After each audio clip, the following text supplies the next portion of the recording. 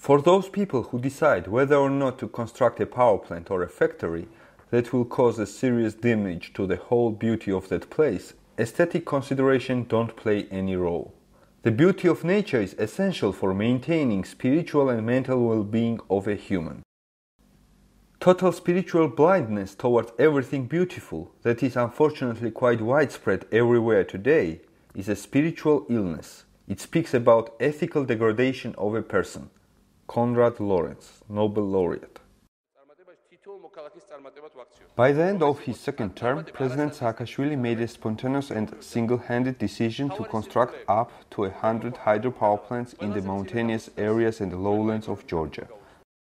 According to this plan, the large Khudoni hydropower plant was expected to be built on the Enguri River, near the village of Khaishi, Svaneti, a highly mountainous region in western Georgia.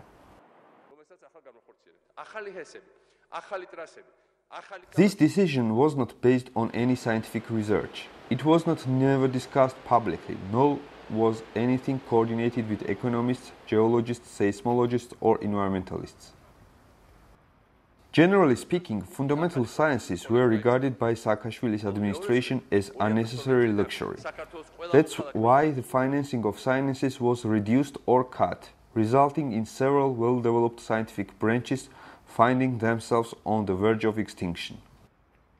Despite Georgia being recognized as an independent country for over 20 years, it still doesn't have a comprehensive plan on economic development, with the country's strategy on energy as its constituent part. This imprudent decision to build numerous hydroelectric power plants, including large power plants, raised concern and protest among the knowledgeable part of society, which nonetheless had never bothered Saakashvili previously. Producing a maximal amount of electric power for export was given priority. The concern of citizens was intensified even further by the fact that the anti-communist public movement in the 90s achieved its greatest success precisely in the field of environmental protection. The construction of two technically and scientifically unacceptable mega projects was halted, as they posed a tremendous threat to Georgia. This project included the so-called Transcaucasus Railroad, which implied tunneling through the mountainous areas of the Caucasus and ensuring a passage to the North Caucasus named Ingushetia, and a mega hydropower plant on the Enguri River. On June 30, 1989, the Council of Ministers of Georgia decreed to suspend the construction of the Khudoni hydropower plant near Khaishi. The decree reads that in the process of drawing a new map of seismic zoning of Georgia's territories, highly seismic areas had been discovered. For this reason, they decided immediately to suspend the construction of the plant. Who annulled this decision and when? Has the new government carried out a new analysis on the territory of Georgia? These two eco-victories, pertinent to environmental protection over the Soviet technocracy, which constituted a large segment of the shadow economy, are a bright spot in the 20-year-long history of independent Georgia. Other than that, this history of last 20 years marks the greatest political, economical, territorial and demographic failures and losses. And now, President Saakashvili commenced to materialize his visions of a hydro-powered Georgia in an expedited manner. However, strangely enough, the dusted hydrotechnical project disappeared from the archives.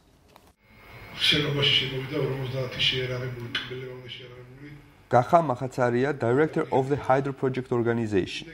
Up to 50 masked persons burst into the archive containing projects developed 30 or 35 years ago. I just stood there and wept. Those lowlifes took all of the projects. We are talking about big money here. All this comes from people who regards 2 or 3 million as nothing. The thing is that the Ministry of Energy itself tells people to go to the archives, bring projects, translate them into English, create their 3D versions, and then promises to buy them. Thus, the Ministry of Energy serves as a broker, buying projects developed in Georgia, projects that are property of the state. ჩვენ ვიხილით. ანუ საქართველოს სახელმწიფო საქართველოში გამზადებულ პროექტს ხიდულობს თვითონ. It should also be noted that these hydro projects were rejected by the honest senior energy experts and scholars from various academic branches as early as the Soviet period. For example, representatives of the senior generation of energy experts such as Vladimir Abashidze, Bessarion Mkheidze, Konstantin Gangridze, and Miriam and Rashden Ebralidze, under the leadership of Levan Asatiani, honorary engineer of Georgia and honorary energy expert of the Soviet Union, strongly opposed attempts to approve technically and scientifically fallible projects. Such attempts were often made by numerous decent organizations, mainly the Tbilisi Hydro Project, which was led between 1980 and 2008 by Mr. Anzor Chitanava, who held a number of offices within the Communist Party. To this day, he continues to fight in favor of the construction of the Khudoni hydropower plant. In one notable case, these leading energy experts from the Soviet period, mainly Mr. Levan Asatiani, exposed the extremely low scientific and technical level of the large Namakhvani hydropower plant. They also identified blatant errors made in calculation and denied any possibility to build this power plant, as well as the Daryali hydropower plant due to a serious environmental hazards. Today, construction of the Daryali hydropower plant, in accordance with the projects mentioned earlier, has been nearly completed, while plans to build the Namakhvani hydropower plant are underway as well. Here is what Levan Asatiani, honorary engineer of Georgia, wrote in the 1980s. Why do some experts and organizations do everything in their power to push their projects? Ultimately, every technical error will affect our citizens, and they will no longer care if someone will be punished for this in the future. It is a fact that we are obsessed with gigantic constructions. We want to have the tallest dam, the largest tunnel, and so on and so forth. We tend to forget that our country is small and suspicious whims will not benefit us. Why should we give up on small hydropower plants? With whom we are compete? For what? Tall dams are detrimental to our country. Nonetheless, gigantic structures generously financed by the state were the most important source of income of the Soviet shadow economy. Thus, struggling against the obsession with gigantic technical constructions practically equaled opposing the Soviet mafia, which was quite dangerous indeed. In 1960, the construction of the giant Enguri hydropower plant was launched. Even then, some expressed fear that this enormous construction posed serious risks. Indeed, it turned out later that the power plant had been built along with the tectonic dislocation line. In addition, the dammed up waters of Enguri failed to wash stones and pebbles down into the Black Sea. As a result, the sea started to flood the land. Dammed rivers failed to provide the sea with its natural nourishment, such as stones, boulders, and sand, and the sea will constantly penetrate the coastline. This made it necessary to solidify the Black Sea coastline on the territory of Georgia artificially, which has proven to be a very expensive and never-ending process. The situation in Najara is just as lamentable. A series of hydroelectric power plants built by Turkey on the Chorokhi River limited the amount of sediments washed down into the sea to a minimum. Instead of improving this situation, Georgia, in turn, added numerous power plants of its own, building them on the rivers of Chorokhi, Ajaristskhali, and Machakhela rivers, and making environmental tribulations inevitable.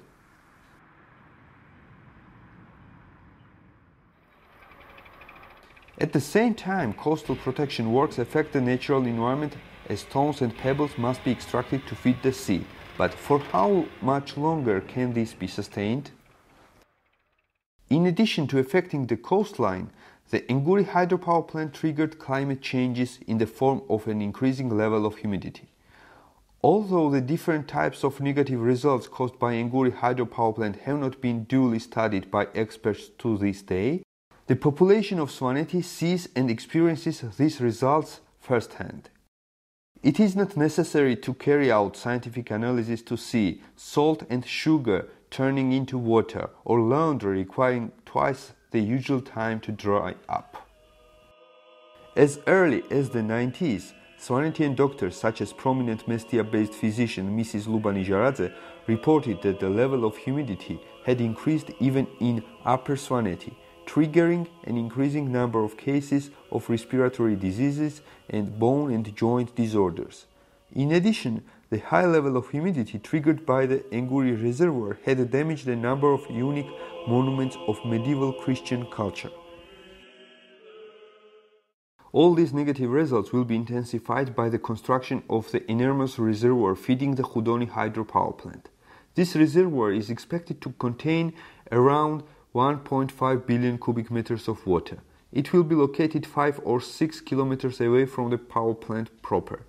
Thus, more than 1.5 billion cubic meters of water will be concentrated on a territory covering only 40 square kilometers. Environmentalists are convinced that avalanches and landslides will increase in number, while the threat of earthquakes will become increasingly tangible. Professor Mikhail Gogoberidze, PhD specializing in technical sciences, categorically opposing the construction of the Khudoni hydropower plant, wrote as early as 1989. The artificial creation of large reservoirs caused so-called trigger earthquakes. Such earthquakes were recorded at the Koina, Karibam, Midi, Wayant and Montanari dams. According to data presented at the 1980 London International Conference, out of the 236 large dams studied, some 64 dams had caused triggered earthquakes. Let's return to New Democratic Georgia. Thus, the project stolen from the archives during Saakashvili's presidency and rejected much earlier wound up in the hands of technocrats who were viewed as driving forces behind the hydrotechnical revolution led by the national movement. Without any revision or editing, they translated the Khudoni project into English in haste and promptly found investors in the form of Transelectrica Limited, an offshore company which was granted 1,548 hectares of land in an uniquely gorgeous ravine, as well as buildings on this land, the total value of which exceeded $170 million for a symbolic price, $1.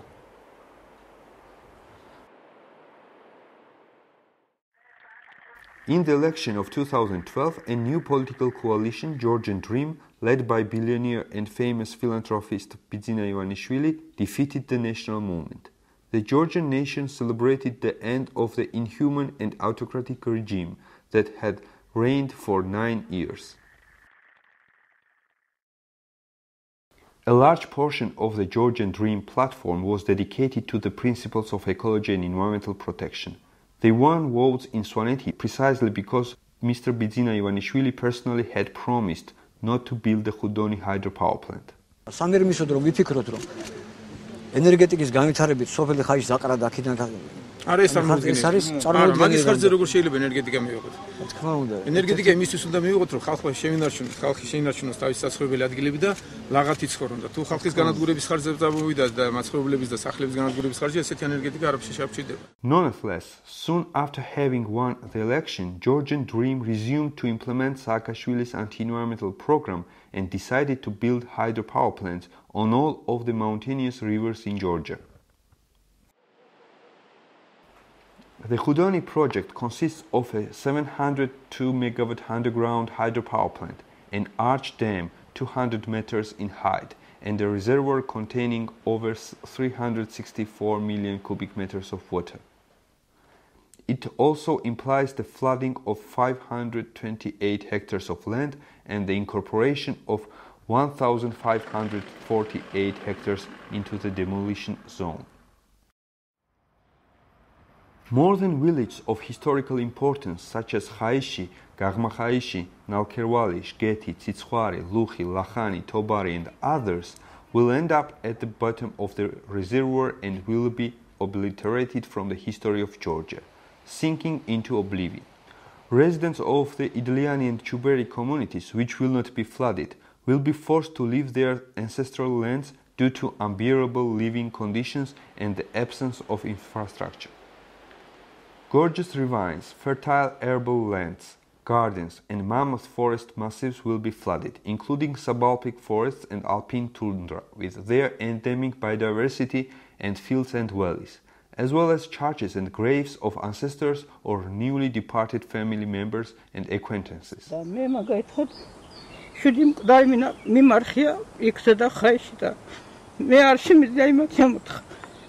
გამორჩეულები მიმარხია მე იქ მაგაითად და მე იქ ვერავის ვერ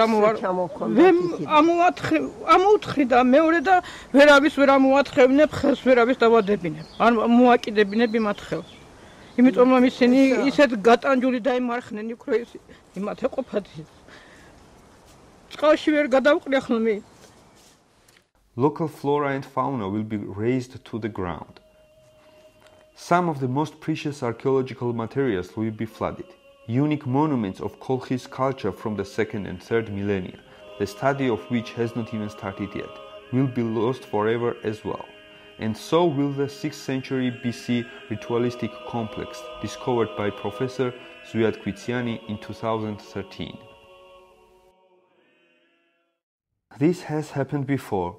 Under the communist regime, the Soviet technocracy flooded Georgia, a small land with scarce arable lands and highly mountainous territories, with reservoirs such as those of the Enguri, Jinwali and Dali hydropower plants, or the Shaori reservoir. The latter, due to the climate changes, caused a great deal of damage. For instance, the walls of Nikortsminda, a brilliant 12th century monument of Georgian architecture, were affected by moisture and covered with fungi. Nikortsminda, a masterpiece by Galaktion Tabidze, is dedicated to this church precisely. As for the Jinwali reservoir, it covered a number of churches and cemeteries.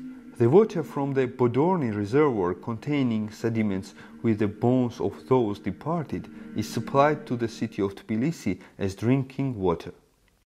The Ministry of Energy holds back from the public the fact that, besides the Khudoni hydropower plant, the construction of a number of other power plants is planned in Svaneti. In 2013, Kachi Kaladze, Georgian Dream's Minister of Energy and a former soccer player who has no relevant education in this field, signed the decree on the construction of 15 additional power plants besides the Khudoni plant. Should this plan be fulfilled, the territory between Khaishi and Mestia will be flooded in its entirety. Besides expected avalanches and landslides, the inevitable climate changes and excess humidity will affect numerous cultural monuments, Swanetian treasures, sacked shrines, frescoes, and churches in Upper Swaneti. The restoration of some of these monuments, protected by UNESCO, was carried out by the European Foundation Horizon at the end of 90s of last century. The construction of Khudoni hydropower plant is categorically opposed by representatives of Georgia's military circles. This large reservoir will block Kodori Gorge, presently occupied by Russia, which is the only path leading to the Dali Gorge. At the November 2013 Conference of Veteran Georgian Generals, this position was declared openly. Yet, these voices have failed to reach the Georgian authorities. Today, when the progressive world is switching to new alternative ways of energy production, the Georgian government unfortunately tends to return to the outdated Soviet projects that bear tremendous risks to the environment of vital importance. The authorities are not even considering the use of solar and wind energy, restoring old, presently inoperable hydroelectric power plants, or regulating energy transmission lines, because of which costs the country vast amounts of energy, or the development of a strategy for energy conservation and rational use in general. This is vital, lest Georgia remain a country that wastes and loses its energy. The technocratic whims of the government that neglect education, science and humanity instead are flooding the country, a country with scarce arable lands and mountainous areas, with dams and reservoirs, and directing its rivers through iron pipelines. All this in turn will rob Georgia of many suitable places to live. In addition to geographical concerns, one may also bring into question the arrangements made for Khudoni's construction. According to the agreement signed with the implementing construction company, the government shall request any compensation for any possible material damage or any additional bonus and share. The foreign owner will sell abroad 95% of the energy produced. Besides, the owner will not pay neither any VAT nor profit taxes during the next 20 years until receiving back the investment in full. It is absolutely clear that the losses inflicted upon the country will be immeasurable and impossible to compensate. What does it all mean? How can we explain this inexplicable generosity towards a foreign investor? Transelectrica Limited, a company registered in the Virgin Islands in 2008, has not implemented a similar project yet. Such a difficult project as the company's inaugural attempt raises many questions. Why a totally unknown and inexperienced company? Who is behind this company? The village of Khaishi, which stands to be flooded upon the project's completion, is one of the most gorgeous places in the high mountainous areas of Georgia and the gateway to Svaneti. It is the first complex settlement on the road leading to Mestia. Most of the local residents do not want to leave their ancestral village. They refuse any type of compensation and turn down any possibility of living elsewhere in a better place. It has been nearly 30 years since the Khaishi residents were forced to fight to save their village, and during this time many citizens were forced to leave and settle in the Kartli region of Georgia, for removed from their native lands. These are deeply religious people closely tied to their natural environment, who have kept their ancient customs and traditions. For them, it is unimaginable to leave and flood the graves of their ancestors or those newly departed, churches or other sacred places. More than 200 local men performed an ancient ritual and swore to the icon of St. George never to abandon the ancestral village, church and other sacred places of Svaneti. They are not merely seeking to protect their own interests in doing so. After the building of Khudoni power plant, as mentioned previously, many other power plants are slated for construction. Thus, they defend not only their village or even Svaneti as a whole, but all of Georgia, struggling to preserve this most beautiful place for all of humanity. A Khaishi man resident. The mountain is supposed to be flooded. My house is there and so is the house of my brother. Thus we will be flooded along with that place, but that is not our main concern. The village should be flooded. We will not allow churches and our graves to be flooded. If the Khudoni power plant were a matter of life and of death for Georgia, we would not say a word. We too are children of Georgia. If necessary, we will sacrifice our lives, our homes and even our families for the homeland. Yet it is not so. These power plants will doom our homeland. At the same time, the Ministry of Energy threatens these people with eviction. How much longer should the Khaishi children be subjected to stress, to constant threats and an uncertain future? To this day, the Khaishi residents are unaware of where they will be resettled. No one inquires as to what happened to those Khaishi residents who were moved to Kartli because of the Khudoni hydropower plant in early 1980s. Similar to the thousands of landlords belonging to other villages of Georgia, Mikhail Saakashvili sold their land to foreigners. Foreign investors, for their part, have poisoned and slaughtered their livestock. Today, these people have neither drinking nor irrigation water, and they are ready to go back to their homes to Khaishi. Everyone should know that the Swans settled in the lowlands of Georgia have lost the Svanetian language, ancestral customs and traditions, and their unique lifestyle. Many youngsters in this part of Georgia cannot recite the ancient Svanetian chant to the sun or perform the round dance, which used to be inseparable from Svanetian culture and life. The centuries-old specific nature and culture of concrete social groups is being annihilated as a result of being detached from their ancestral lands.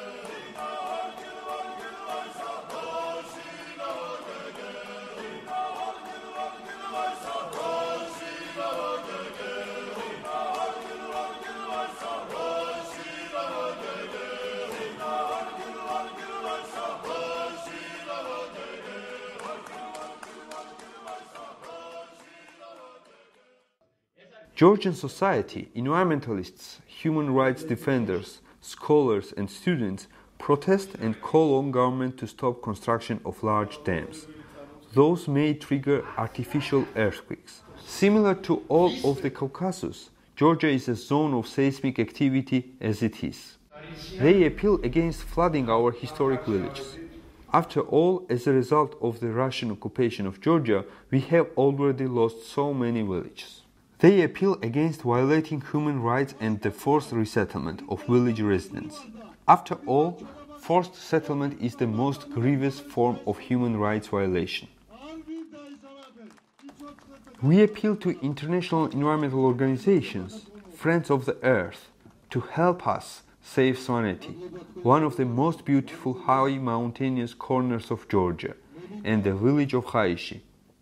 This treasure does not belong to Georgia only, but to all of humanity.